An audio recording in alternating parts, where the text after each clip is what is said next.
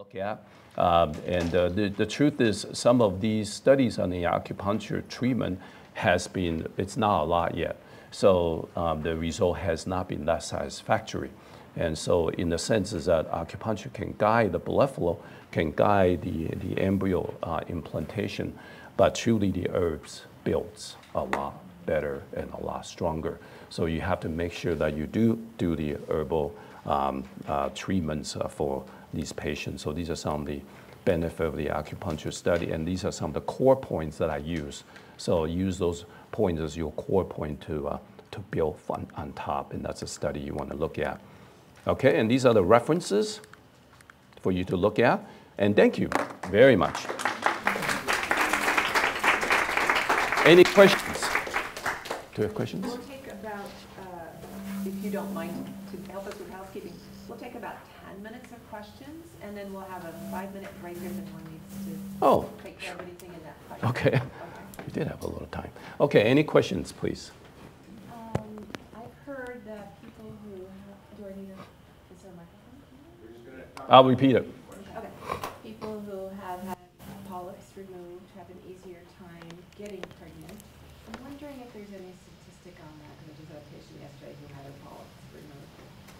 It's all anecdotal. I don't think there is a lot of, okay, the question is whether or not removing the polyps can help to ease and increase pregnancy. It's all anecdotal, but clinically we do see that happening. You're totally right. We do have seen that removing the polyps, removing any kind of intrauterine devices, things that's in the uterus actually do help. And the polyps it's not difficult, and most OBGYN are very skilled, as well as IVF surgeon, very skilled in removing some of these polyps without creating problem to the endometrium. So I think it should be done if you do have polyps to remove it. Yeah. I have seen some fertility clinics use that ERA test, and it seems to be very, very good. But why is it that some are resistant to it? Or they tell their patients, no, that's outdated or something like that? Why? It sounds like it's really good, so why would they not use it? Because we got burned in 1980s. In the 1980 and 1990, I'm dating myself now. Okay, the question is, there are a group of people who is doing ERA, and there are people who is not doing ERA, and what's going on there. The reason that we don't always jump into something new right away is because there's not enough data. Okay, so 178 patients, 1,000 patients, not enough data. When you're talking about 10,000 patients, now you're starting to talk. But a lot of time in the old day, there was an EFT test in the old day that was not so successful at the very beginning at that time. So everybody tried it, and then you put patients through so much more work, so much more cost, so much more waiting. It's stressful to go through that. So therefore, some of the IVF doctors got burned before. They want to wait. They want to see how it goes in the next 2 years, and if the data shows, then they will jump on the bandwagon. So it's not necessary they don't believe in there. They always wait a little bit. It's kind of like, if iPhone comes out the first model, you don't buy the first model of iPhone, right? You buy the second model. It's the same kind of mentality, same kind of concept. May I actually make a comment on her question? So some of the RVs are now, we have to be conscious about why are we using the ERA test. The company itself hasn't released the recent data, and I believe that most of the data is that the women are actually 90%. The endometrial receptivity is normal. I'll just say normal as a general statement.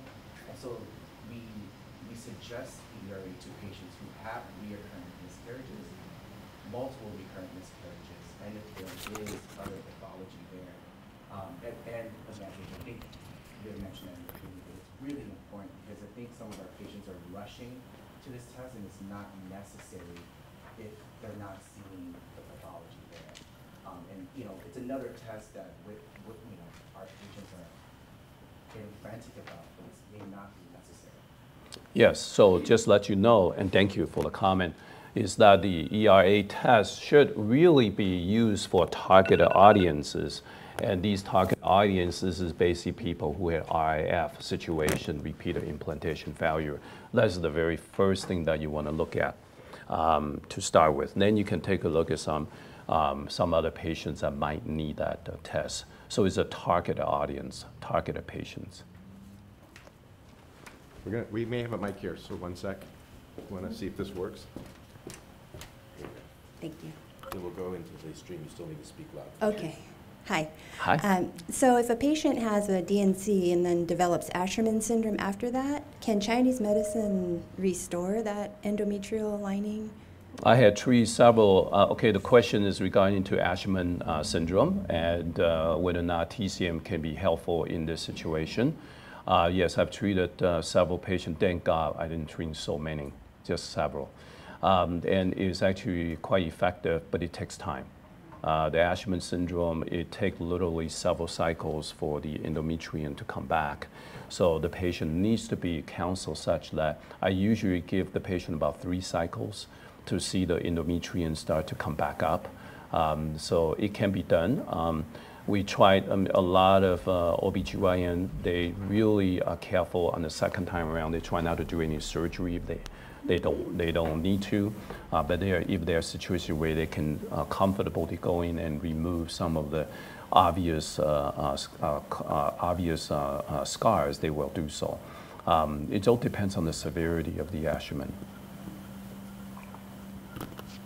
Is that time? Where's Lorraine? Is this? How about one more question and we're done? Is there any more questions? Any online?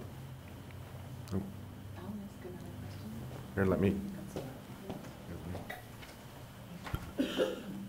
I have a patient who is seeing an RE who said she's going to do scratching of the endometrial lining, not scraping, but scratching, to help to increase the chances of her implantation. I don't know what the technical term for that is, if there is one, and if you know about that, I'd be curious about it. Yeah, endometrium scratching is basically creating a micro injury to the endometrium. The whole process is when you have a micro injury, just no difference than when you have some injury, is that you have increased blood flow and you have increased basic healing activities. Because of that increased activities, there is the proposal that you might be able to increase implantation. And that's, I would say, in my patient population, probably 1 to 5% of patient has mentioned to me doing that, but most of my patients don't do it. Yeah. So it just depends on the group. Some group like to do certain things. Yeah, it's all smorgasbord. So thank you so much. Appreciate it. Thank you.